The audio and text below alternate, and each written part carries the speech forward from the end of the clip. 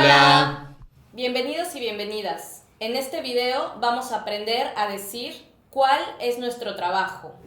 Tey dañuy jàng wax lan mooy suñu liggéey. Yo trabajo de profesora. Yo soy escritor. Y yo soy lingüista. damay jàng español. Hola, Hola, ¿de qué trabajas? soy vendedor ambulante. ¿Y vos? Soy fotógrafa.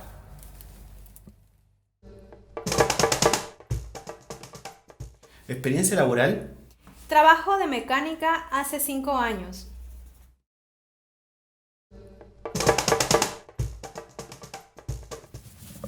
Ayuda. Permiso, soy enfermero.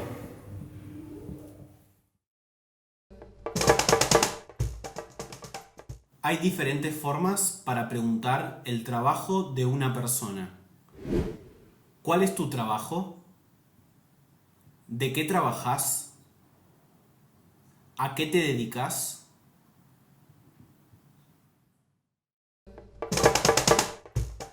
Hay diferentes formas para decir de qué trabajamos. Trabajo de fotógrafa. Soy fotógrafo. Ojo, en español la terminación en A generalmente es para femenino. Soy música. Soy cocinera. Y la terminación en O para masculino. Hola, yo trabajo de cocinero. Trabajo de músico. Pero también hay otras formas. Por ejemplo, soy vendedor. Trabajo de vendedora. Soy profesora. Trabajo de profesor. Soy pintora. Trabajo de pintor. Y hay más formas. Por ejemplo, soy electricista. Trabajo de electricista. Ojo, no hay diferencias entre masculino y femenino. Soy futbolista. Trabajo de futbolista. Vamos a recordar las diferentes formas. Soy fotógrafa.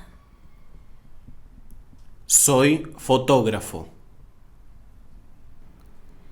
Soy vendedora. Soy vendedor. Trabajo de electricista. Trabajo de electricista.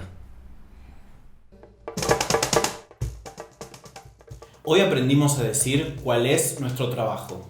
Gracias por participar. Te invitamos a darle like a nuestro video y a seguir nuestro canal en YouTube.